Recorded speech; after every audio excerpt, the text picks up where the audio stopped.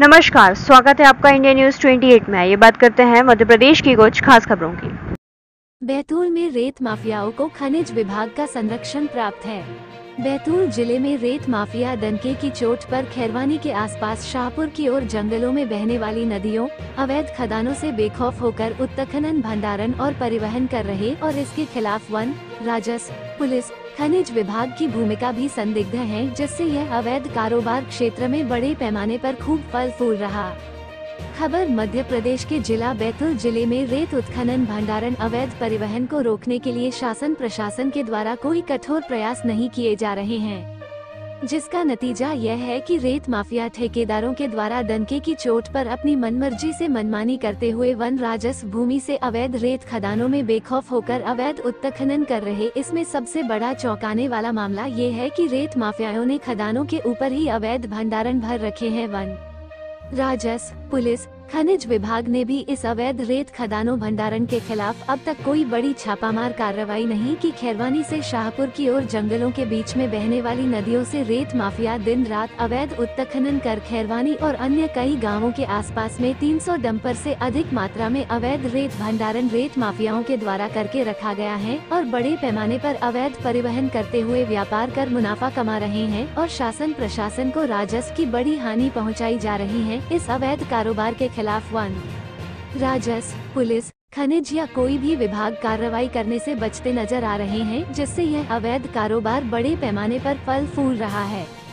खैरवानी के ग्रामीण किशोर बघेल का कहना है कि खैरवानी के आसपास बहने वाली नदियों से तवा से जुड़ी नदियों पर बेखौफ अवैध उत्खनन किया जा रहा है। बड़ी बड़ी जेसीबी पोकलेन मशीनों से रेत निकालकर प्रतिदिन सैकड़ों डंपर रेत परिवहन किया जा रहा है, जिस पर शासन प्रशासन के द्वारा किसी प्रकार की कोई कार्रवाई नहीं की जा रही है, जिससे शासन को बड़ी राजस्व हानि हो रही है। वहीं ग्रामीण मनोहर पचोरिया का कहना है कि नदियों में दिन रात हो रहे अवैध उत्खनन से पूरी नदियां खोखली हो चुकी हैं, जिससे नदी के अंदर रहने वाले जलीय जंतु समाप्त होने की कगार पर पहुंच चुके हैं और जंगलों में रहने वाले वन्य प्राणियों को भी इस अवैध उत्खनन से बड़ा खतरा है और शिकार होने का है, जो हमेशा वन्य प्राणियों पर खतरा मंडराने के कारण हमारे पर्यावरण को बहुत बड़ा नुकसान पहुंचा रहे हैं, जिसका खामियाजा हम लोगों को भुगतना पड़ रहा है। जो मौसम चेंज हो रहा है, यह एक सबसे बड़ा कारण यही है कि पर्यावरण के साथ खिलवाड़ करने के कारण ये सारी समस्याएं आ रही है। जंगल और नदियों को संरक्षण की आवश्यकता है। शासन प्रशासन को इस ओर ध्यान देना चाहिए, अन्यथा सब कुछ समाप्त हो जाएगा।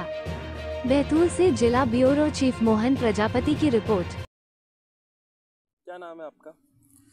मैं मनोहर पचोरिया सारनी से हूँ। और यहाँ पर जो अवैध रेत उत्खनन हो रहा है, जो पीछे डंपिंग दिख रही है, उसके बारे में आप क्या कहना चाहेंगे? जैसा कि आप देख रहे हो कि ये खैरवानी का क्षेत्र है, यहाँ पे फॉरेस्ट एरिया भी आता है और ये गांव के आसपास बहुत सारी नदियाँ हैं जिसमें रेत में काफ़ी मात्रा में है। और जिस जगह पे रेत का ठेका हुआ है उस जगह पे रेत ख़त्म हो चुकी है और वही ठेकेदार और शासन प्रशासन के लोग और यहाँ के नेतागण सभी उसके आसपास के फॉरेस्ट एरिया से लगातार रेत का अवैध उत्खनन कर रहे हैं, जिससे शासन प्रशासन को बहुत नुकसान हो रहा है। यहाँ पे दूधी नदी है, यहाँ पे अन्य नदियाँ हैं, सतपुड़ा के जंगल है। सतपुड़ा के जंगल में इतनी रेत है जिसका अवैध उत्खनन निरंतर यहाँ के नेताओं, यहाँ की पब्लिक, यहाँ के ठेकेदार, यहाँ के सभी लोग कर रहे हैं, जिसके कारण शासन प्रशासन को राजस्व का भारी नुकसान हो रहा है। डीएफओ द्वारा भी इसकी समय समय पर कंप्लेंट की जाती है, पर जो फॉरेस्ट एरिया है वहाँ पे लगातार अवैध उत्खनन होने के बाद भी यहाँ पे फॉरेस्ट विभाग कार्रवाई नहीं करता है। राजस्व विभाग हमेशा इनके पास पैसा पहुँच रहा है, लगातार पहुँच रहा है। यहाँ रात में लगातार कम से कम 50-20 डंपर रेत और ट्रालियों से रेत का अवैध उत्खनन होता है। यहाँ घर घर में ट्रालियाँ है, ट्रैक्टर है, जिनसे ये रेत का अवैध उत्खनन कर और सारनी और आसपास के क्षेत्रों में, यहाँ तक कि यहाँ की रेत आमला बैतूल तक सप्लाई हो रही है, जिसका राजस्व का नुकसान जिस खदान से हुआ है वहाँ रेत ख़त्म हो चुकी है और लगातार रेत का अवैध उत्खनन हो रहा है। यहाँ इसके पहले भी इसकी कई बार कंप्लेंट हो चुकी है, पर इसका कोई असर शासन प्रशासन पे नहीं पड़ता है। यहाँ पर जो पीछे रेत डंप की गई हुई है, इसका जो अवैध उत्खनन लगभग कितने समय से हो रहा है? मैं जब से देखते आ रहा हूँ, पिछले साल भी लगातार रेत का अवैध उत्खनन हुआ है।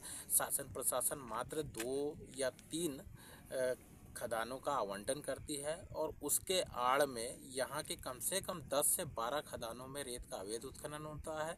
यहाँ रोड से आप जाओगे तो जो पहाड़ी इलाका है उसके बगल में जो नदियाँ है वो फॉरेस्ट एरिया में आती है और आप देखोगे कि लगातार वहाँ पे ट्रैक्टर रात में खड़े रहते हैं। अभी दिन में भी 2-3 ट्रैक्टरों से रेत का अवैध उत्खनन हो रहा है। ट्रैक्टर और ट्रक से यहाँ डंप करके रेत हमेशा ले आई जाती है।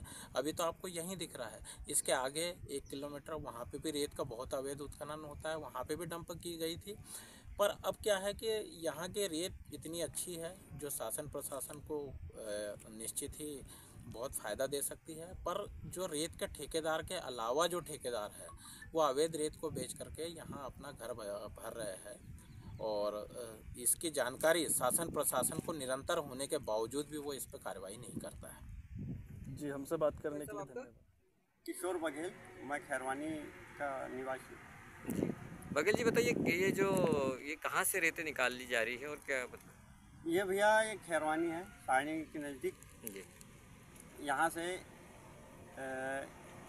खैरवानी से 1 किलोमीटर अंदर तीरभाटा गांव है, वहाँ तवा नदी है। जी वहाँ से ट्रकों से रेत लाई जाती है और जेसीबी से निकाली जाती है। जी बड़े बड़े मशीनों से निकाली जाती है और यहाँ पे एक खैरवानी में डंप करी जाती है। जी और यहाँ से बाहर के जो ट्रक वाले आते हैं जी और यहाँ से रेत लेके जाते हैं ठेकेदारों द्वारा।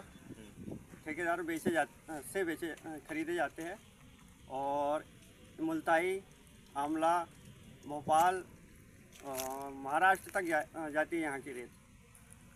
और बघेल जी जैसे ग्रामीणों को क्या फ़ायदा है इससे, जो रेत जो निकालते हैं इसमें जो है अवैध जो रेत निकलती है तो इसमें कुछ ग्रामीणों को फ़ायदा है इसमें? नहीं, इसमें ग्रामीणों को कोई फ़ायदा नहीं। ग्रामीणों को एक प्रकार से नुकसान ही नुकसान है। यहाँ के वन्य प्राणी जो भी है जी उनको भी काफ़ी क्षति पहुँचती है। क्या होना चाहिए, मतलब ये रेत अवैध जो रेत चल रही है यहाँ से बंद होनी चाहिए। कि शासन प्रशासन को भी इस पर ध्यान देना चाहिए, तो शासन प्रशासन इस पर ध्यान बिल्कुल नहीं दे पाती। जैसे ग्रामीणों के जो जैसे कई लोग प्रधानमंत्री आवास है जो बनाते हैं, तो ये जो अगर कुछ रेत यहाँ से निकालना चाहते तो क्या ठेकेदार इसको निकालने देते हैं? नहीं, इस पर ठेकेदार हस्तक्षेप करते हैं, निकालने नहीं देते हैं। और ट्राली जैसे अपन रेत लाते हैं तो वो ट्राली को जब्त कर लेते हैं, पकड़ लेते हैं और चमकाने धमकाने तक की बात पे उतर जाते हैं। चमकाने धमकाने तक लगते हैं, गाली गलौज करते हैं। तो ग्रामीण को काफ़ी इससे नुकसान ही नुकसान है। और जो कहना चाहिए सरकारी जो भवन बनते हैं उनके लिए भी रेत नहीं निकालने देते हैं। और जो ग्रामीण क्षेत्र में जो कहना चाहिए प्रधानमंत्री आवास बनते हैं उसके लिए भी रेत नहीं निकालने देते। मतलब टोटल फ़ायदा कौन कमा रहा है इस चीज़ में? इस पे टोटल फ़ायदा मिल रहा है ठेकेदारों को। अच्छा, और इस पर राजस्व को कोई फ़ायदा है? इस पे शायद राजस्व को तो नुकसान ही नुकसान है। अच्छा, मतलब जनता का जो है कि मतलब जो है कि जनता की जो संपत्ति है उसका नुकसान हो रहा है। नुकसान